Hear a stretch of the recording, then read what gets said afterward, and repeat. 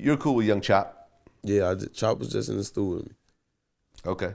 I just interviewed him, like I said, last week. And one of the things we talked about was that he called out Kanye for exploiting Chicago artists. Did you see that? Exploiting them? What you mean?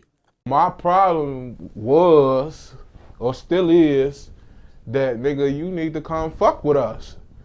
Come fuck with me, nigga, cause I got a motherfucking ear too, nigga.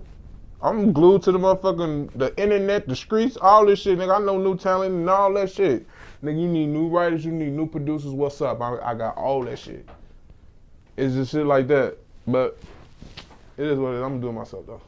I don't need these niggas. Well, I mean, it's up to Kanye to decide what Kanye who he gonna work with. I mean, you can't get mad that he don't want to work with somebody. That's a grown man. It's the same. You absolutely right, but the Atlanta motherfuckers fuck with all the Atlanta niggas, right? Okay. Okay then. It gotta be the same way here. We gotta move. Nigga, you see we got this bitch scorching. Let's get this bitch scorching. Me personally, I didn't really agree because I felt like, Kanye don't have to, it's a grown man. He could do whatever he feels like. If he feel like fucking with this artist, for a while, just because he's from Chicago don't mean that he has to keep fucking with Chicago artists for the rest of his life. And you right. And I feel like artists shouldn't take that personal, You can't take that type of shit personal. You got a chance to work with them. You're supposed to capitalize off that, work harder, make them want to fuck with you again type shit. Like, that's how I think, if it was me. But you absolutely right. Like, niggas don't have to do that. And then at the same time, it's Kanye. And you got to know Kanye is Kanye, you feel me? So he got that legendary status, and then he got that I'm me, I don't gotta fuck with you type attitude type shit anyways, So, I mean, like, if I was to work with Kanye, I would capitalize off of it, you know what I'm saying? Handle my business, and it is what it is. Like, me trying to build a personal relationship, I wouldn't even try to do that with him.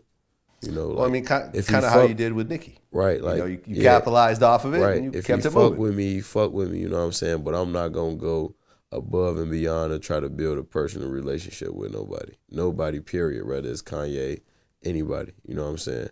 It's just, I know the business, this the game. And if you genuinely fuck with somebody, you gonna fuck with them. It's gonna happen naturally. You don't gotta call and what you want and this type of shit. Like, work is work. And then with me, I fuck with people genuinely, but my phone, like right now, my shit is dead. It's about to die right now. My phone always dead. My phone always broke. That's me. If you know me, I'm just bad with phones. You feel me? So niggas might think I'll be avoiding them, not answering. It's just me. Like, and then if you taking that personal, I'm really not gonna fuck with you. Like, it don't even like. It don't matter what I'm doing. Like, I'm a grown ass man, just like you said. Kanye is a grown man. Like, yeah. So, well, I'll be honest. This is one of the things that we talked about, with Chop. I feel that Kanye doing the "I Don't Like" remix is a big reason why Chicago got popping after that. You know, I mean, would you agree with that? Yeah, I mean, I would agree with it. It was a bonus, but it wasn't like, it was, like you said, it was a bonus. Like, I feel like I'm the type of person, if you working and shit is destined to happen, it's gonna happen regardless, whether it happen long term or right then. Kanye made it happen right then, So, you feel me? You gotta always know shit like that and understand that, like, of course him jumping on that made a big difference in Sosa's career.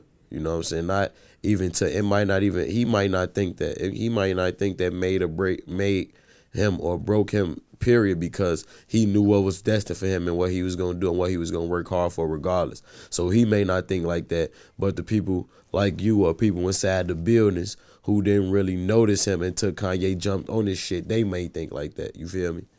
So it's a two-way street. You got to understand both sides of it. Yeah, well, I mean, I'm not taking anything away from what was already happening in Chicago. Right. Because y'all got a lot of artists, that have been doing their thing for a while. But, before Kanye did that, you heard of Twister, you heard of Common, you heard of an older generation of artists. And once Kanye did that, people started looking at, started looking at Dirk, started looking at Reese, started looking at, like Herb, started looking at Bibby, started looking at all these dudes that have been putting in the groundwork. With the fact that Kanye put that spotlight on a particular artist and a particular song and a particular sound. Then Kanye was fucking with Chicago. People started paying attention. He was fucking with Chicago for a minute because he jumped on him and Louis. Louis jumped on his album and shit. So right, but that happened afterwards. Right, you know what I'm saying? afterwards. That happened after the I Don't Like remix. Right. Yeah. So yeah, shit was.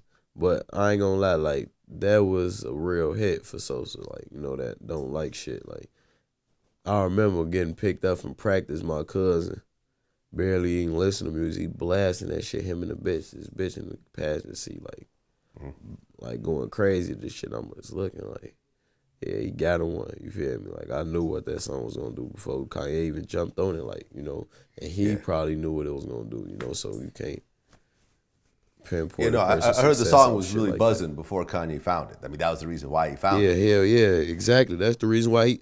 Of course, and come on, man. Kanye, you got to look at it like a two-way street, bro.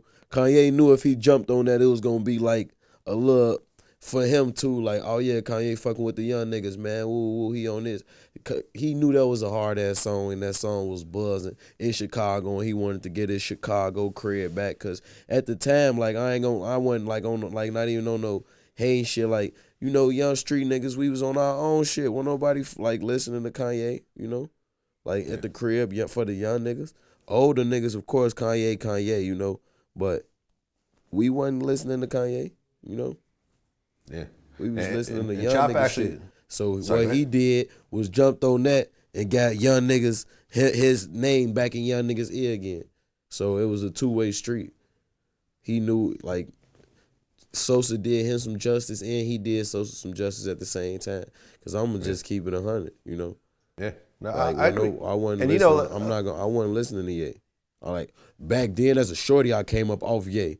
But at that point of when our music was buzzing and we was going through what we was going through with all that shit, rap, and then by us being young niggas still in the street, we listening to young nigga shit that we could relate to. Ye wasn't spitting that no more. You feel me? Right. At the time. Right. And Chop actually told me in the interview that Lil Durk was originally supposed to be on that song. Yeah, he supposed to been on there. He ain't do the verse. So fucking big. He did his own single, L's anthem. You feel me? It ain't gonna. It's not that wasn't gonna stop nothing. Like that shit was. It's a song. He's making plenty of more of the motherfuckers. Like it's just one big ass song. Okay, cool. That was the outbreak for us in Chicago. Wow, it was a song. I just realized it's just a song. We get a couple of dollars off them motherfuckers, but it's just a song. Like it wasn't gonna. Okay. It wasn't gonna break or make Lil Durk. And Sosa put Kanye on it. No. The original version, because the original, the version that came out was Chief Keef and Reese. And Reese. Right? Yeah, but originally Durk was supposed to be on it, and something happened where he couldn't get on it, and then Reese ended up jumping on it, and then the rest is history. But it worked out for everyone at the end of the day. Right. It's just an interesting story around the song. But they all homies, you feel me? So like that's like some shit. Say for instance, me and my homie Smoke doing a song and I ain't jump on it and Bibby jump on it. It's just like regular shit, like, that's regular.